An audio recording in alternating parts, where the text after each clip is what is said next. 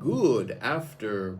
Oh, wait, it's not afternoon, it's evening. Hey, guys, Good what's evening, going on? peoples. Yes, mortals. Yeah. Well, I mean, if you're not immortal, you might be a god, but, you know. Or you might be a demon, you might be a vampire. Or you could be a succubus. Or Oh, gosh. Dude, I don't like ghouls. Or a vampire.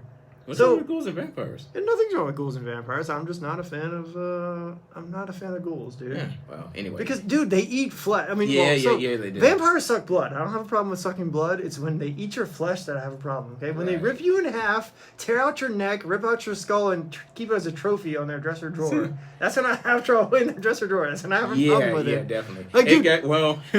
don't get me wrong, okay? Mortal Kombat does that same thing, but... The whole ghoul thing is just disgusting. They eat you like you're some kind of like delicacy, you know? Ah, that's true. Kind of like frog legs for some people. Well, nothing wrong with frog legs, mind you, or anyone else that eats different things in other countries. I understand that. That's cool. No problem with that. I'm just saying with ghouls, right? They eat you like you're some kind of like fancy dessert, and they take their time with it, and it's gross. Well, I guess for whatever reason we ended up on the topic of ghouls and vampires and eating things.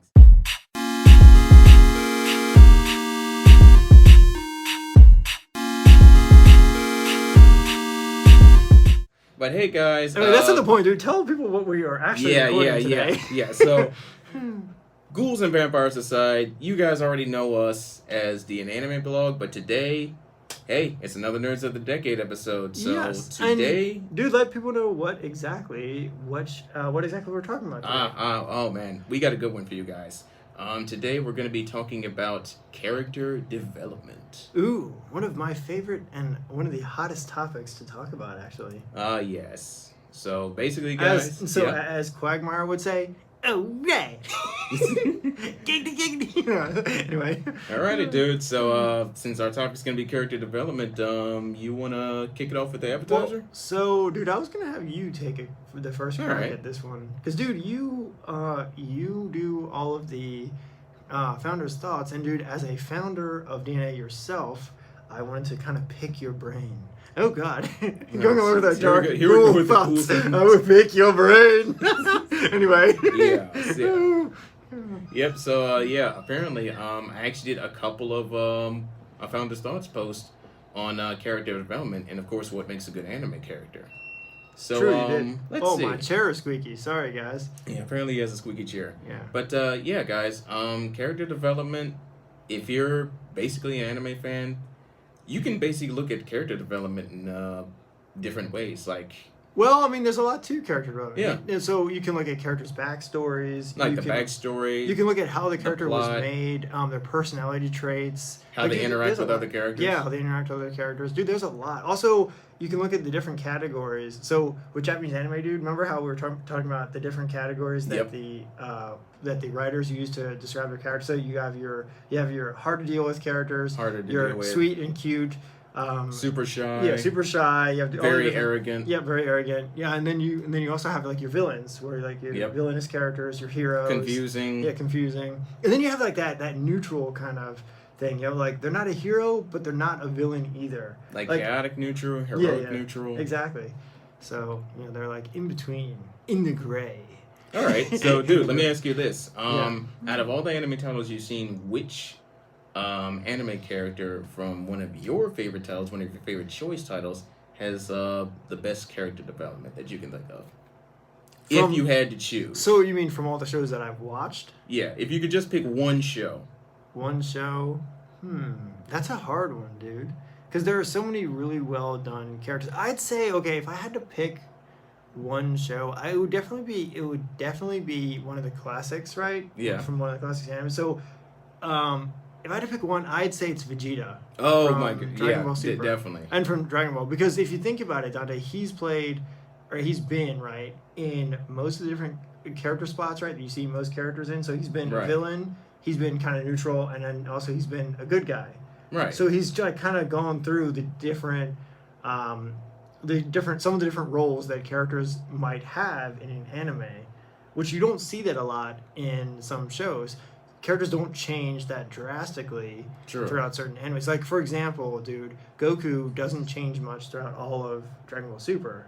Yeah, even all throughout. Yeah, even all throughout like even Z. Yeah, he yeah. doesn't change that much. He might change a tiny bit, but not much. So that's what I say, dude. I would have to pick Vegeta if I had to pick one character who goes through the biggest arc and like the best as a character develops the most. It would have to be Vegeta. Yeah, definitely. I mean, like if you if you remember going back to like when we were growing up when we originally watched Dragon Ball Z, Well, Vegeta was a straight up bad guy. Oh in yeah, the very beginning, yeah, he was a straight up villain. In the Saiyan saga, he was a straight up boss bad guy. He was. Didn't care about anybody. Wanted to say that he was the baddest son of a gun you ever seen on the planet. Yep. So yeah, dude. I mean, like, yeah. So, dude, how about you? What would you pick if you had to pick one character? Who would you say is the best? Is the most like shows the best example of good character development, character growth. Yeah. Who would you say, and also development as a character? If I actually had to choose, like character growth, it's kind of gonna be. Well, actually, I kind of got two, but I know I'm supposed to choose one. Yeah. I would probably say Naruto for the first one. Yeah. And then for the second one, oh wow, jeez. Well, definitely Naruto for the first one, and then for the second one, I think it would probably be like a shorter series that I just started watching. Man. Yeah. I cannot get my brain right today. Dude, it's fine. So just give us your first. But yeah. I would say definitely Naruto because. So that's an interesting pick, dude. Why Naruto? What made you pick Naruto? Just out of curiosity.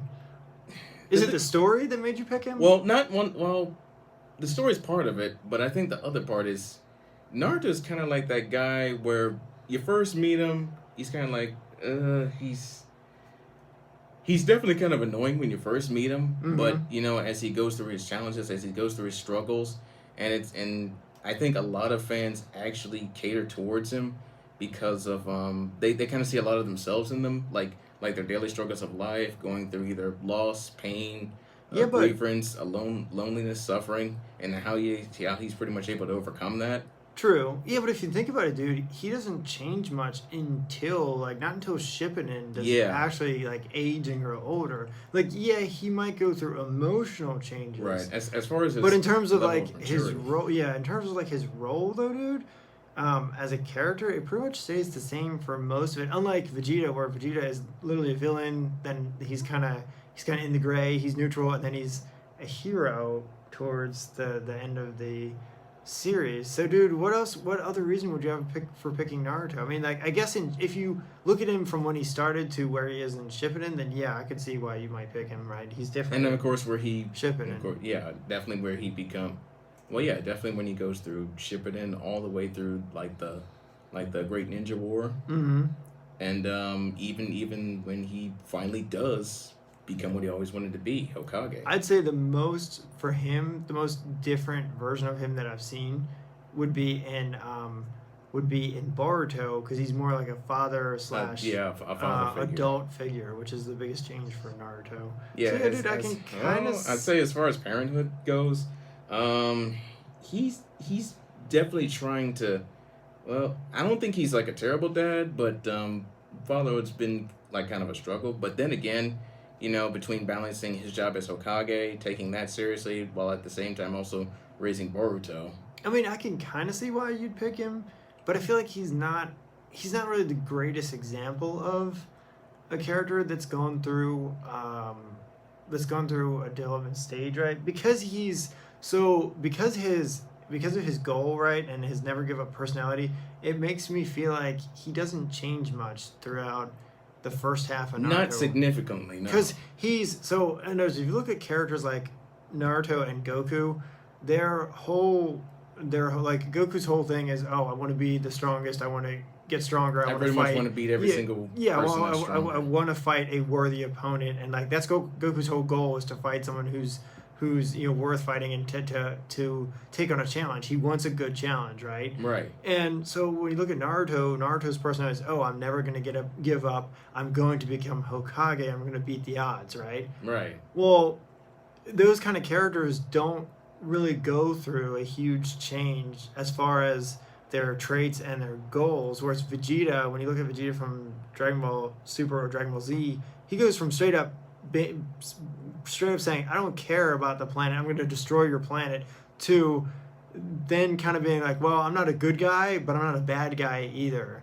And then finally he's like, oh, well, no, I'm just going to save the Earth because now I actually give a damn, about people, and I actually have a family and something to care about, right? Yeah, and of course, So at the same time, it kind of he kind of like used Goku as kind of like his base of where he wants to be and how stronger he wants to become. Yeah, and even he had a rival. and So even if you look back at near the end of the Majin Buu arc, Vegeta actually admitted that Goku was stronger than him. Yeah, of and course. That was, and I think that was kind of like a turning point for him, finally realizing that it's not just fun and games, and I just want to fight for fun. I want to just kill everybody because da da da da da.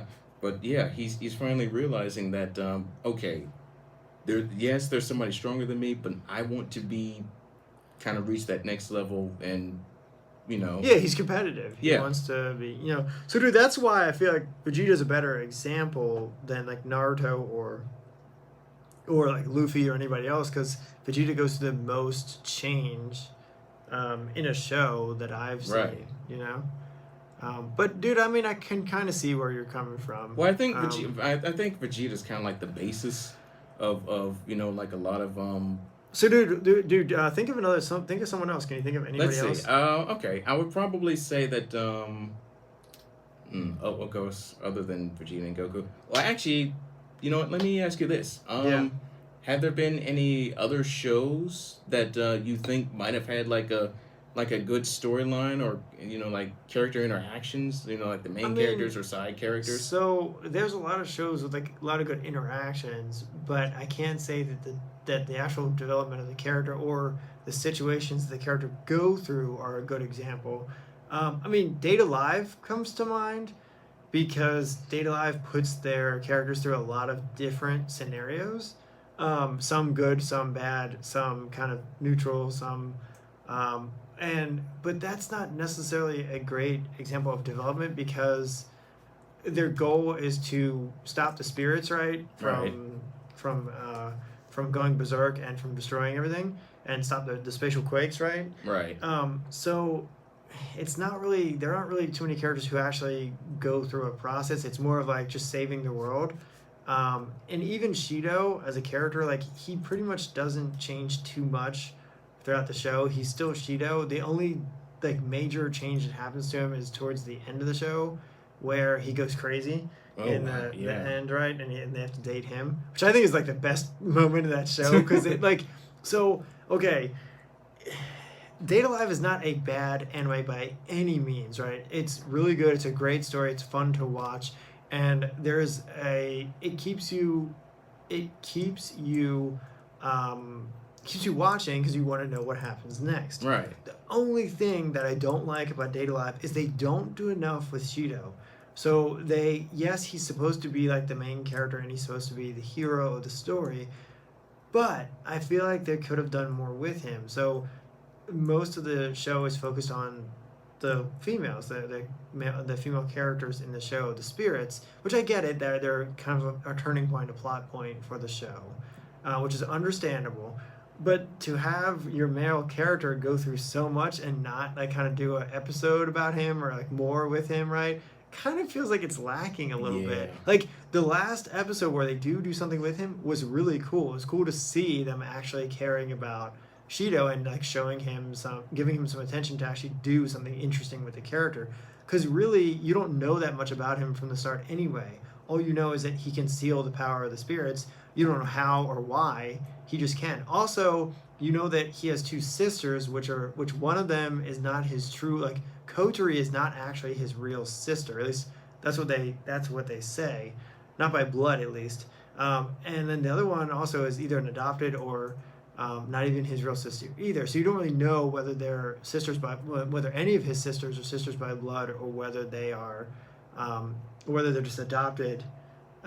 Whether just adopted kids that his mom or his parents took in. So you really don't know that much about him.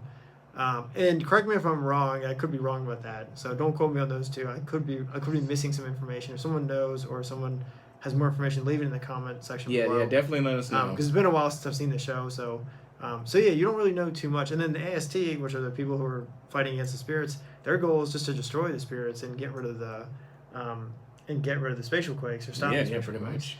So I mean, so it's not a bad anime by any means, but I feel like they should do more with Shido and kind of expand on him and talk more about him and kind of give him more of a shot, because you get tired of seeing the same thing over and over again. It's the same, like the story gets kind of monotonous. You know, he goes out, goes through, fights a terrible battle, gets beaten the crap out of him, right, to try to save the world, right? And for what? He doesn't really get anything out of it other than maybe like a few enhancements and is able to use a sword and like other stuff, right? But then he's right back out there next day getting the shit kicked out of him and saving the world again. You're like, really? Like, he's a hero, right? He should be like, at least get some praise, at least have like an episode to himself or some downtime, like sometime to just chill and like not be threatened by his sister, by his so-called sister, right? Who, and I'm going to put this out there, right? But I know there are people out there who love the character Kotori, but I'm sorry, she is a pain in the ass. Okay, I'm gonna say it, right? I know. That's said with love. Yeah, some people like her, some yeah. people love her. I understand, guys, if you have a thing for tough chicks, right? Spike Spiegel on Cowboy Bebop, right? He says, I love a woman who can kick my ass. Yeah, I get it, right? Okay, but whenever I watch Date Alive, I'm like, you pain in the ass. It's like, I just want to grab you and strangle you, you son of a... Okay, no. Well, that's me, okay? I don't like those annoying little sister types. They just make me want to strangle the person. So I'm not for that, but I understand where people are coming from when they say, hey, look, I love a tough chick.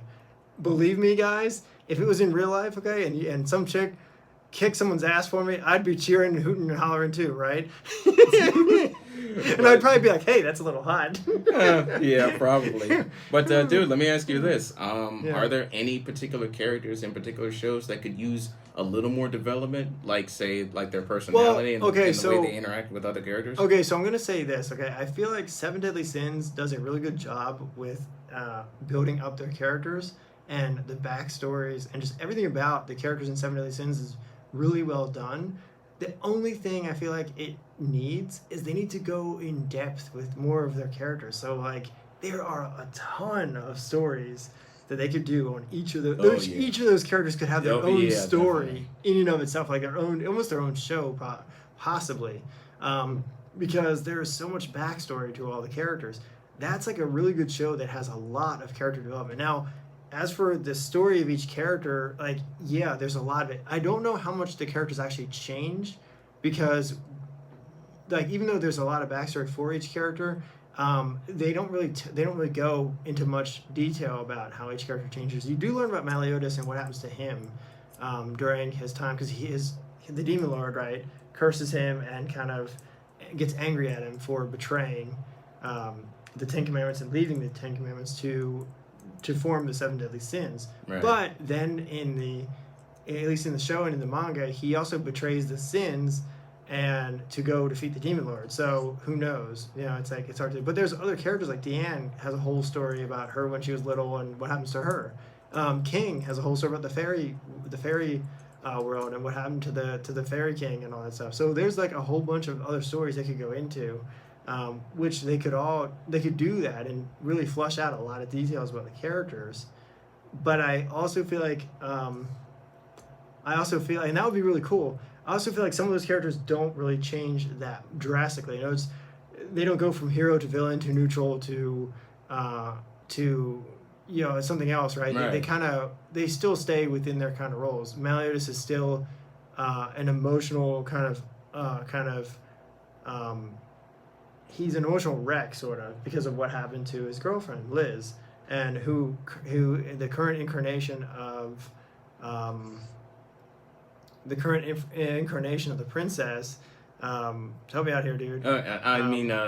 Elizabeth. Yes, Elizabeth is the current reincarnation of Meliodas' girlfriend, Liz. The one he once lost. Yeah. So, and he keeps seeing her die over and over again. So he's an emotional wreck, which that's understandable. If you saw your imagine your closest friend or even your girlfriend or even your wife or your spouse, die 180 or 190 times over. I don't know if it's exactly 180, but he saw her die so many times over and over again.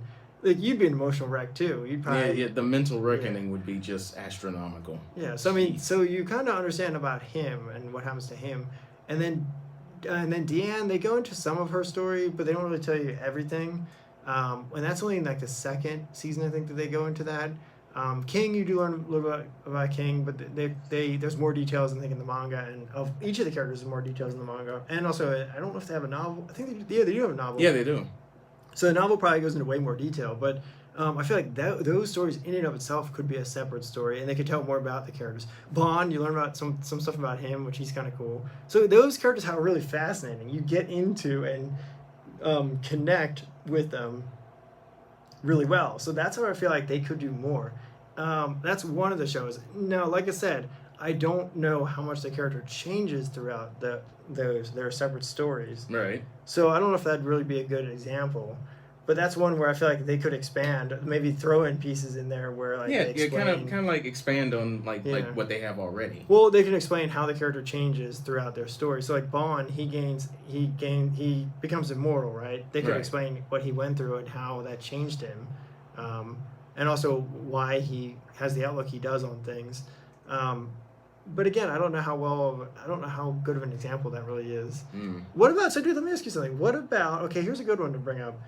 Okay. What about Chivalry of a Failed Knight? Oh, because that one really busts the mold and really develops and kind of really shows you how a character goes through changes, right? From being called the worst and being made fun of to actually proving himself and building himself up and like overcoming the odds and becoming like one of the best people, right? And like almost one of the best characters in the show. Oh yeah, right?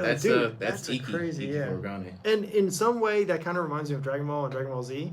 Because that's Goku's kind of thing, is overcoming the odds and beating the villain or defeating the villain or saving the world, right? In Iki's case, it's not really saving the world. He's more like proving himself. He's like, look, I'm not this pathetic piece of crap you thought I was, you know? Yeah, I'm actually stronger than I look. Yeah, I'm a lot stronger than I look. And he doesn't have straight up powers. Like he can't like shoot palm blasts from his hands or command fireballs or anything, but he has this really unique sword skill where he can like defeat his opponents using their own moves and strategy to defeat them in his own way, you know? Right, definitely. Yeah, so yeah, definitely, dude. I think when it comes to character and character development, like the way you're able to like piece everything together, almost like you're telling a story, but at the same time you're kind of able to almost make that character relatable in real life situations. Pretty much. True. I feel like some of the personality traits they give certain characters help along with it. Yeah. So, for example, for Iki, his personality kind of helps him along with his character because he's not a bad person at heart, and he doesn't give up, and he's willing to, and he knows he can do something. He doesn't in the beginning he's not really very confident in himself. He's like, look, I have skills and like I'm able to do something. But a lot of the characters in the show, like his family and everything, put him down, and so he doesn't really, he doesn't really figure it out till later on that he's actually he's a freaking badass. Oh yeah. So and that's your classic story of rooting for the underdog. True, definitely. So. Oh well, speaking of which, dude, I think we also got a special fan request, a special fan topic. Oh, yes, we did. Polls. So yeah, guys, we ran a poll a while back, and the fan topic that won was the Krillin versus Marvel. So, dude, what are your thoughts on that one? Okay, so honestly, dude, this is a tough topic. Yeah. Because even I felt it was going to be a tough topic. There's a lot. So, do you remember when I was telling you, I said I don't like to cross universes because there are too many unknown variables. Yes, unknown variables, factors. You don't know whether like Krillin going from the DBZ universe to the Marvel universe could either make him a god, on god tier level in the Marvel universe, or it could make him pathetically weak. You don't know because it's a whole other universe in a different environment. There's too many variables to really say Can he beat Thanos? Who knows? It's like he could do one freaking Kamehameha or like a freaking disc the destructive disc. And just chop someone in half, right? And he could win the fight. But you don't know because there's so many variables. There are characters in the Marvel universe I feel like that could take him on, and also in the DC universe that could take him on. But would he win or lose? That's hard to say. Well, let's see. I'll probably throw one out there. Also, the gravity factor. Remember, Dragon Ball Z has the gravity is different on each planet. Yeah, it is. And also, the Dragon Ball Z characters are on planet level destruction, so most characters in DBZ can destroy a planet, whereas Marvel and DC don't really have too many characters that can blow up a whole planet, other than like Thanos and like Darkseid and like characters like that who can actually destroy a planet. No, that's true. And Superman can actually destroy planets, but only in certain stories, not in every story. So yeah, it's very hard to say because there are a lot of variables in the DC and Marvel universe that play in there, and also depending on what storyline you are going by or how the DC or Marvel characters are written. If you're going by an alternate timeline, people do this all the time with verses, right? Yep. When they do verses, they always factor in. And then of course you also got to fold in the different stories, multiverse theory, Correct, and so that's why I don't like crossing universes. But for the sake of the fans, we did talk a little bit about this. Yeah, that's right? Basically just our thoughts on the matter. But again, what do you think, dude? Do you think there are characters in the Marvel and DC universe who could defeat Krillin? Or do you think he would stand a chance of beating? I would. Okay, in my opinion, and this is just my opinion. Yeah.